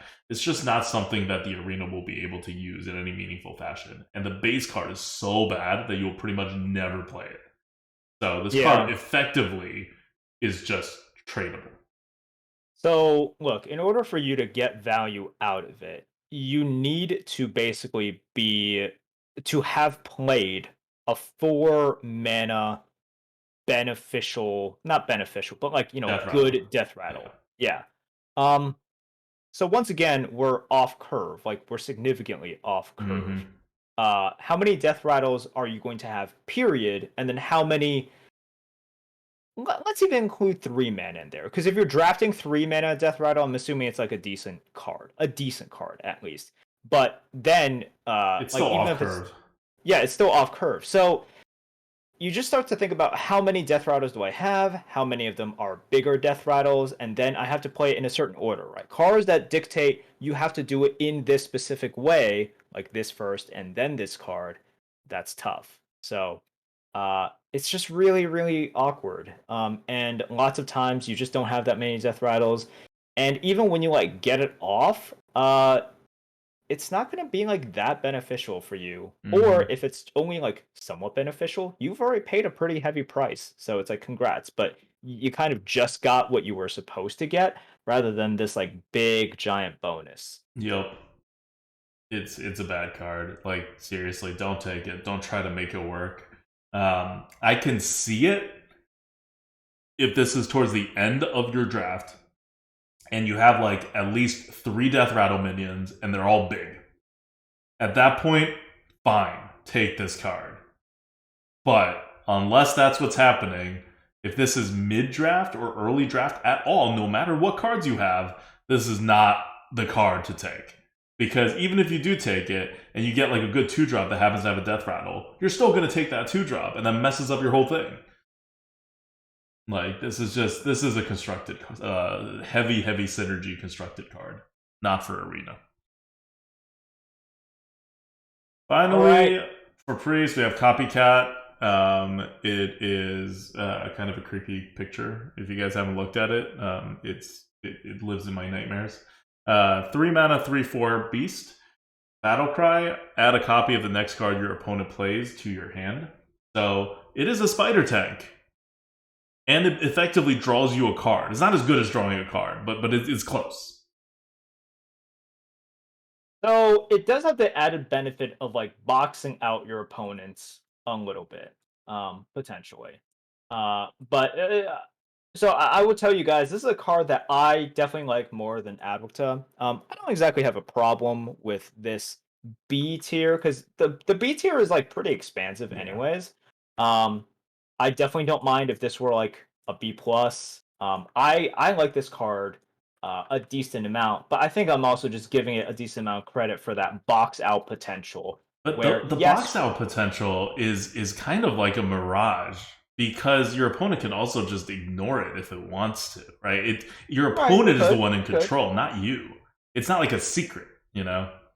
No, no, it's definitely not a secret. But once again, they can know about things, but it's still annoying for them. It's still not something that they want to do, and that they potentially want to play around it. So, um, once again, I like this a little bit more, but it's I understand why it's here. Yep. So it is a B tier card. Remember, B tier is like Basilisk. Like you definitely want to take this card. You'll be happy with this card in your deck. It's certainly a good card. It's 3 mana, 3/4, and you get an extra card. Right? Like this is a good card.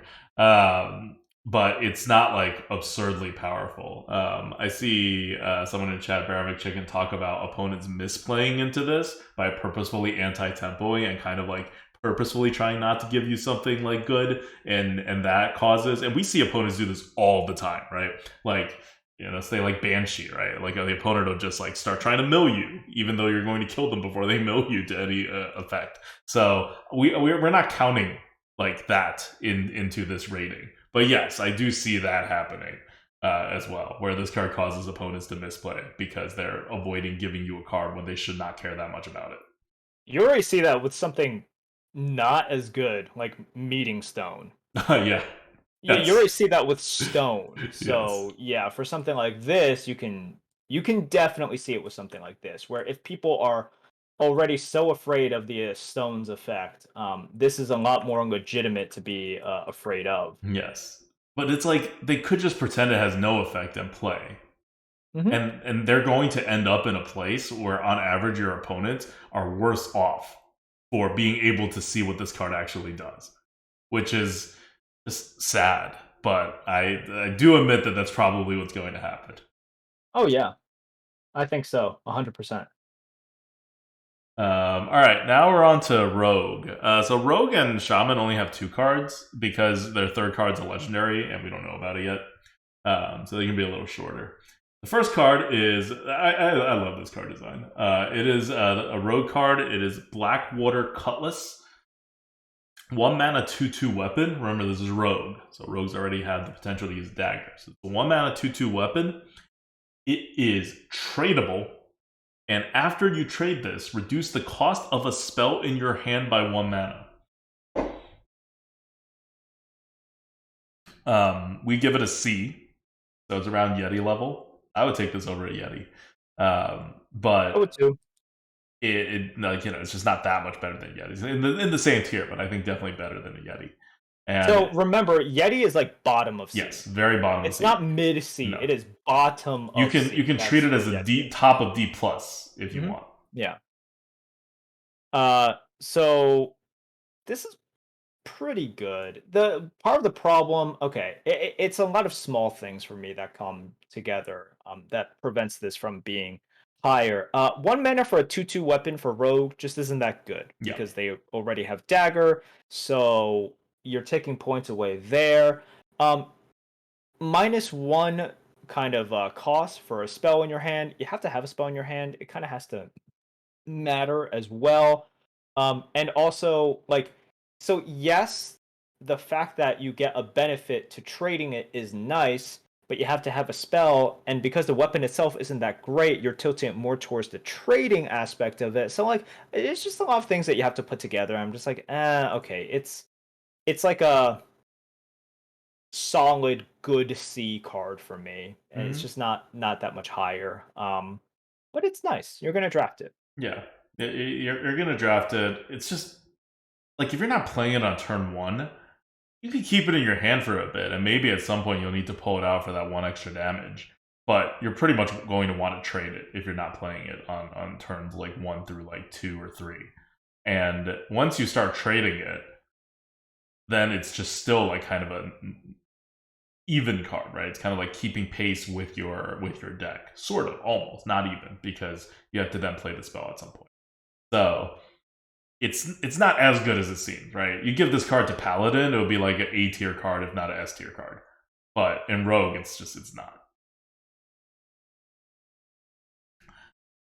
All Um, right.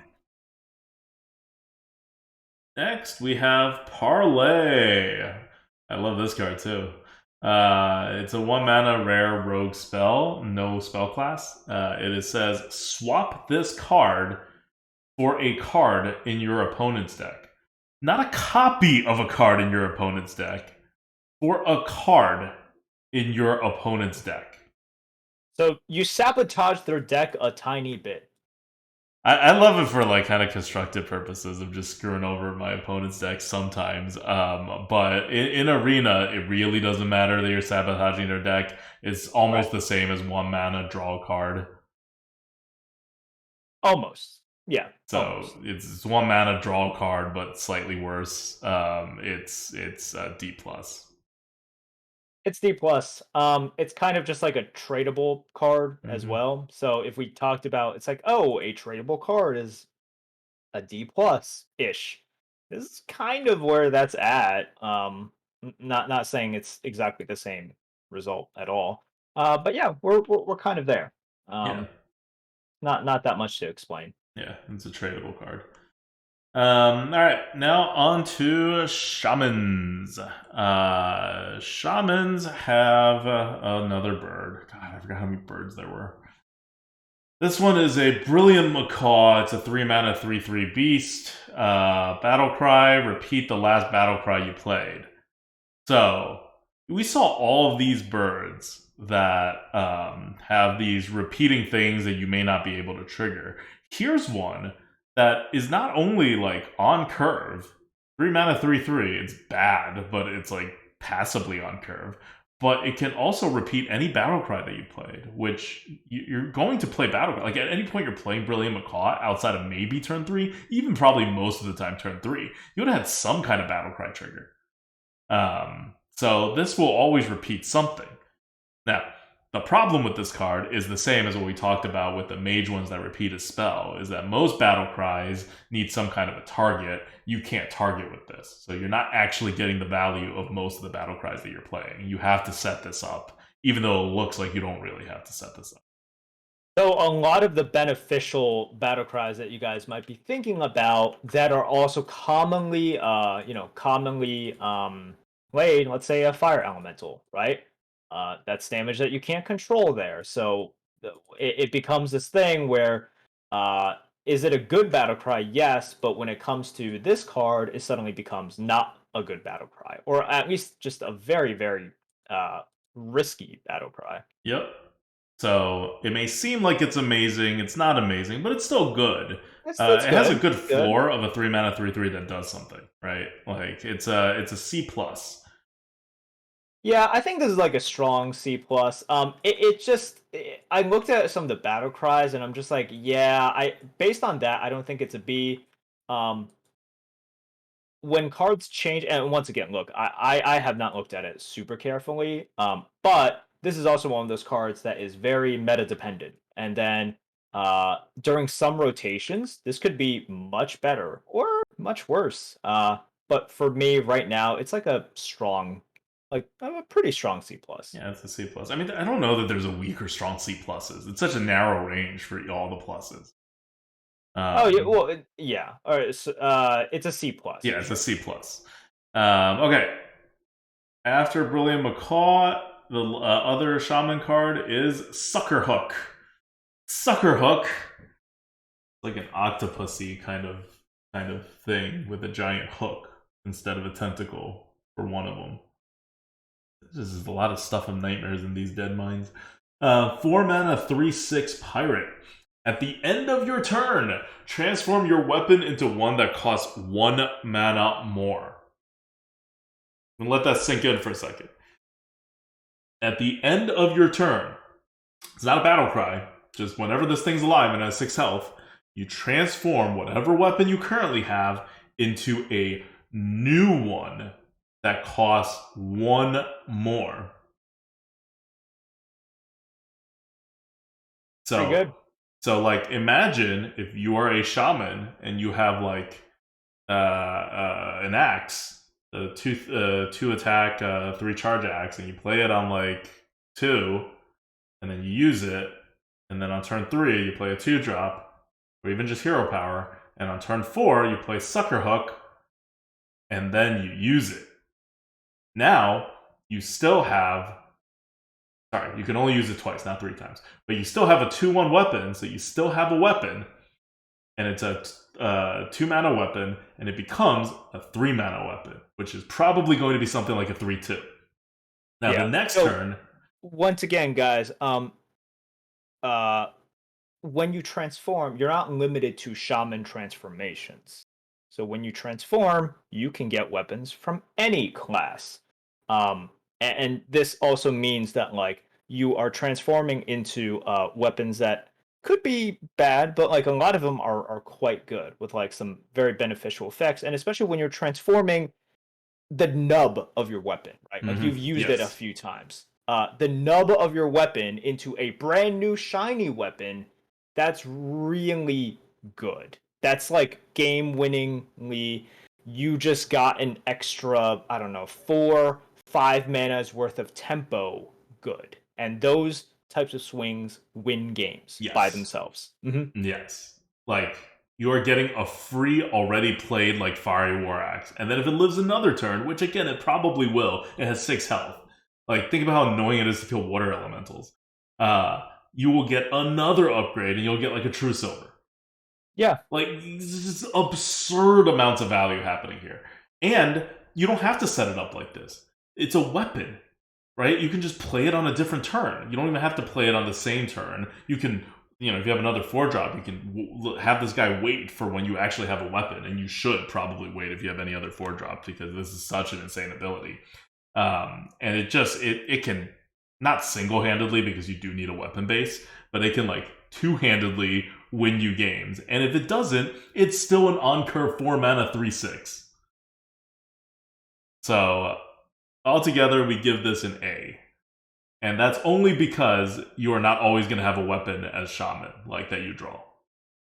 Yeah, so this effect, I think some people might be surprised that, like, this is an A, and you shouldn't be, just because the transformation effect is so powerful when it hits, that it actually makes up for when you don't hit with it. Because when you do hit with it, if you're hitting more consistently, then this is S tier. Then this is easy S tier card, but you have to account for the the times in which you're not hitting. Yeah. So it's only an A. But I think it does belong in the A because you are getting a great stat line, a 3/6, because you want this thing to survive. You're not giving up anything for the stats, and when you do hit with it, you're just getting way too much for not giving up anything at all. All right. Next up, we have Warlock. Warlock, first card is Shadowblade Slinger. Shadowblade Slinger is a 1-mana 2/1 pirate. Battlecry, if you've taken damage this turn, deal that much damage to an enemy minion. So yeah, there's some synergies that could be involved in this, or you could just use a hero power, and then it becomes a 1-mana deal 2 damage, summon a 2/1 later on in the game, which is totally fine. It's a C. The problem, of course, is that it's not really a 1-drop. Like, you can play it as a 1-drop. You probably will play it as a 1-drop. You have nothing else to do. But a 1-mana 2/1 is terrible. So you're using it as like a mid to late game 1-mana deal 2 damage, summon a 2/1, which is decent, but it's not as flexible as you might think. Yep.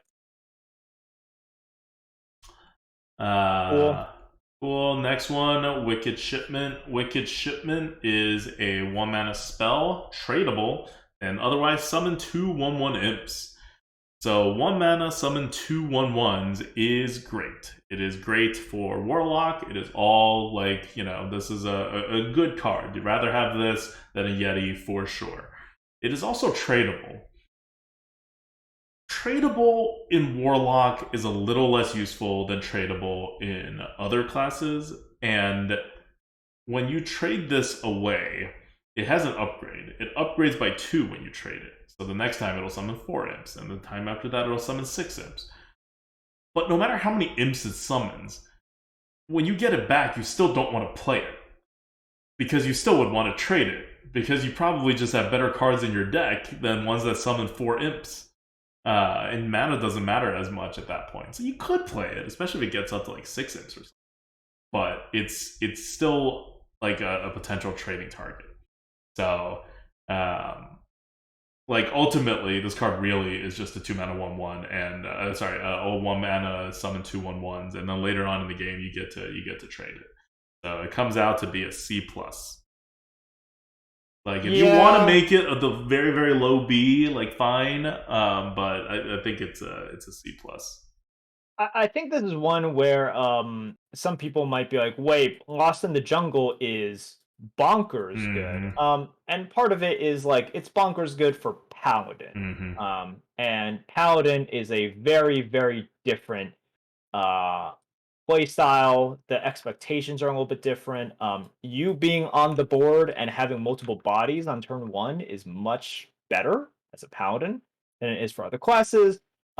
Also, at the same time, like Warlocks already have like other options at 1 mana, so all of it comes together to just be not as good. So if you're thinking, wait, this is like just a better Lost in the Jungle, yeah, you are correct. But Lost in the Jungle is very good for Paladins for a specific reason. Yeah. So it's Wicked Shipment. Next up is Hullbreaker. Hullbreaker is a rare card, Warlock, 4 mana for 3. Demon. Battlecry and Death Rattle. Draw a spell. Your hero takes damage equal to its cost. So here's a 4 mana for 3 that draws you 2 spells, essentially, assuming you still have 2 spells in your deck. But the cost is that you're losing a lot of health. We rated this at C+. Yep. It's a lot of health lost. It's just way too much health lost. That's really the issue with it. I don't want all of these extra effects that make it so I'm losing a ton of health. That just kind of sucks. Yeah. And remember, when you're playing this, you're anti-tempoing, so you're probably losing even more health. So you're anti-tempoing, and then you're basically going to take like 6 or 8 damage. Like I would rather just play like a 4 mana 4/3 that draws me a card, like without taking all this damage and getting the extra card. But it's a C+. It's risky, but it does do a lot, right? You are drawing 2 cards for the price of 1, essentially, and you're paying a lot of health in order to do it.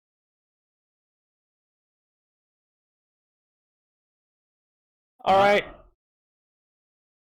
We are now moving on to Warrior. Warrior, the first one is Man the Cannons. Man the Cannons is a 2 mana spell. Deal 3 damage to a minion and 1 damage to all other minions. Pretty good. Yeah. Pretty freaking good. You can look at it as a Shadow Bolt. Dark Bolt. With a... not really. You can look at it as a deal 2 damage to something, like an old school Holy Smite, before it got buffed, with a Whirlwind attached to it, for the same amount of mana. Yeah. Well, I think some people just see it as a swipe. Okay, well, it's not a swipe, because it also deals damage to your minions. It's it's a Whirlwind attached to a 1 mana deal 2 damage, and it doesn't like use 2 cards, it only uses the 1 card, right? So it's like better than that. But the reason I bring up the swipe thing is because I've heard that so often. I'm like, I think we're getting into territory that's a little bit like, look, I understand people want to like really kind of accentuate sort of how good cards are, but I'm like, oh, it's not the same thing as a swipe. Like, swipe has some very distinct differences that really do make swipe the card that it is. And here it's just not the same. It's still quite good. It's very good. Yeah, it's very good. Let's not go overboard. Yeah, we rated a B. It's still a very good card, but it is not a swipe. It is not as good as a swipe, even though it is 2 mana less. Because, like, think about this. Arcane Explosion back in the day was a better card than Whirlwind. Like, I think everybody would agree with that. And Arcane Explosion costs 2 mana. And Whirlwind only costs 1 mana. And Arcane Explosion was still a better card. Why? Because dealing 1 damage to the stuff on your side is like one of the most annoying things. And that's even though warriors have synergy with this kind of stuff. Of like, hurting your own minions sometimes. So just keep that with you. Like, remember the difference between Arcane Explosion and Whirlwind when you're thinking about, oh my god, man, the can is so good. It's good. It's definitely good, but it is not like a super amazing card. In fact, all of these types of cards for warrior that like deals damage to everything in a way that is anything above a 1/1 damage, they're not as good as their counterparts in other classes. And that's because warriors shouldn't really do it like that. So they always have this kind of vague inefficiency kind of cost built into their cards. So it's still good, but you're not getting what you would get if this card was like a mage card or a paladin card or whatever, shaman card. Okay.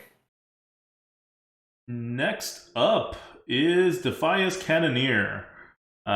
This card is a 3 mana 3/3 pirate. After your hero attacks, deal 2 damage to a random enemy twice. So deal 4 damage to a random enemy. We rate it a C. Your hero has to attack, and this again is random enemy.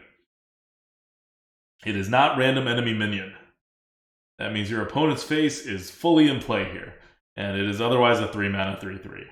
So you do need a weapon, and warriors are not like a fountain of endless weapons. They actually are not constantly weaponed up. They're not like a rogue. They're somewhere between a rogue and like a paladin.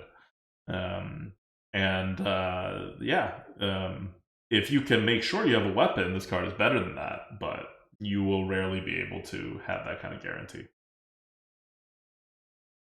Cool. Okay, next up, finally, it is Blacksmithing Hammer. Blacksmithing Hammer is a 4 mana 5/1 weapon. And that is very bad. Because you can buff your attack by 4 with 2 mana. That was Heroic Strike, and it was like a good but not great card. You could turn yourself into a Steel Rager. Effectively. Yeah. We all know how great Steel Ragers are. And for way more mana. But the good part about it is that it is tradable. So you have a tradable card that is also a panic button. Sometimes you just need the initiative, and you will pay 4 mana to deal 5 damage to something and take face damage. Sometimes you just need 5 damage of reach. But when you don't, you trade this away. When you trade it, it gains +2 durability. So in the rare case that you trade it and then you draw this card again somehow later on in the game, it actually becomes a kind of amazing, finish the game kind of like weapon. But for the most part, this is like a just trade this card plus. So it is a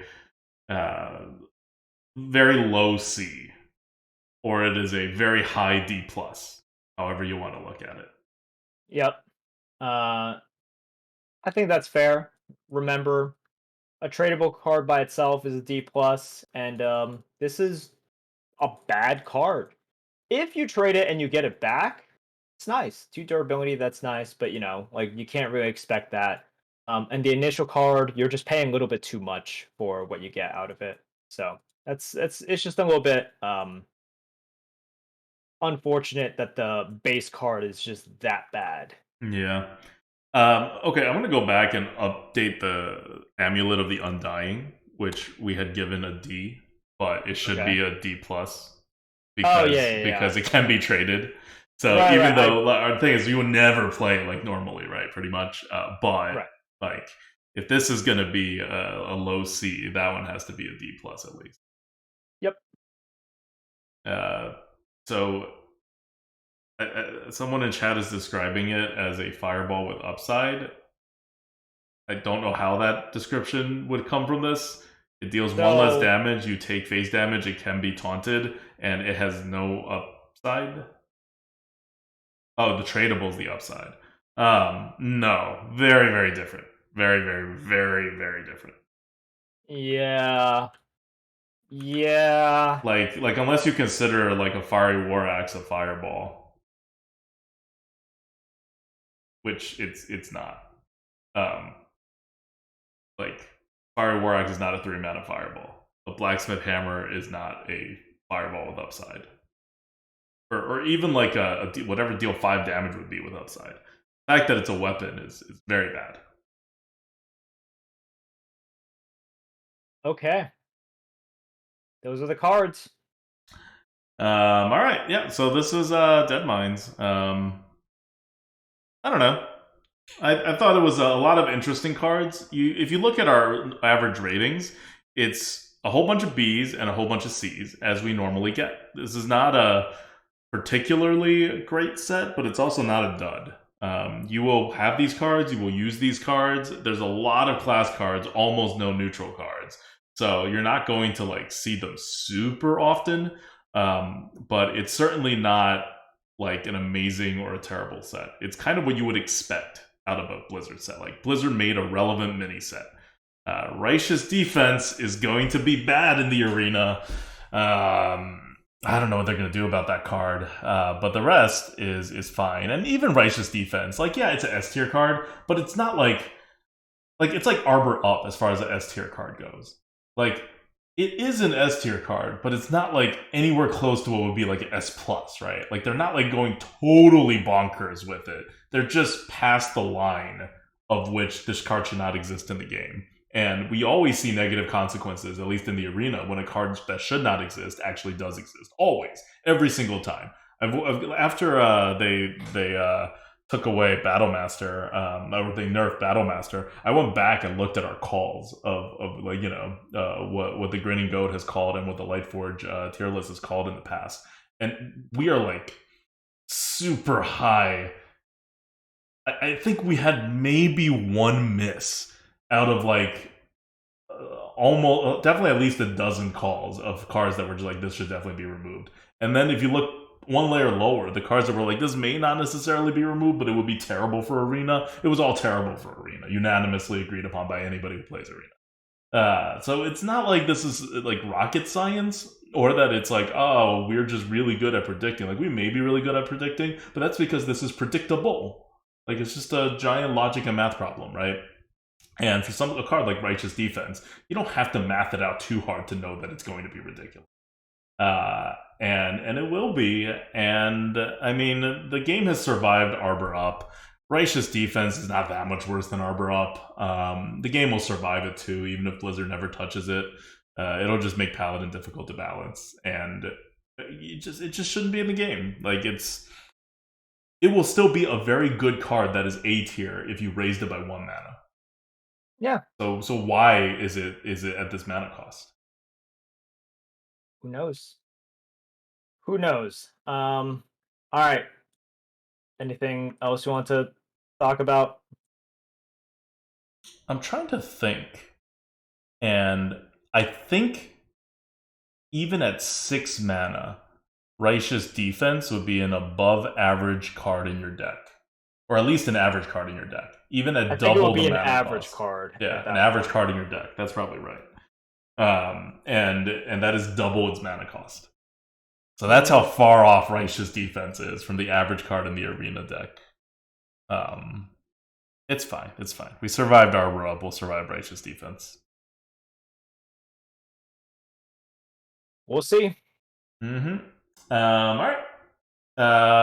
Any final thoughts about Deadmines?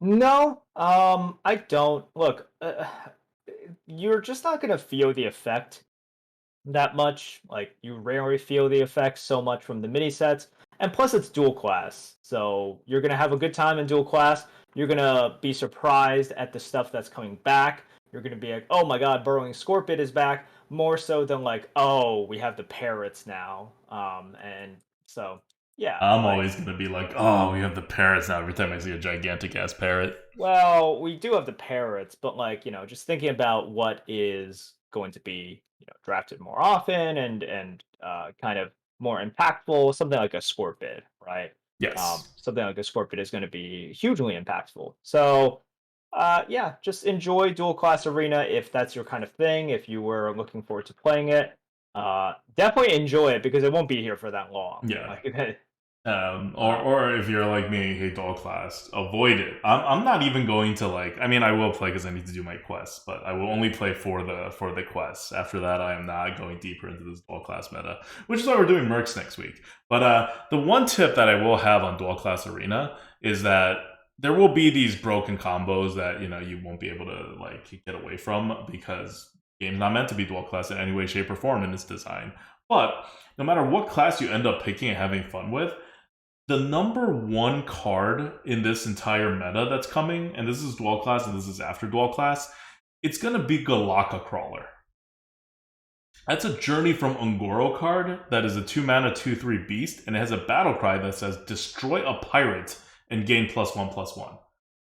Deadmines is kind of a pirate set.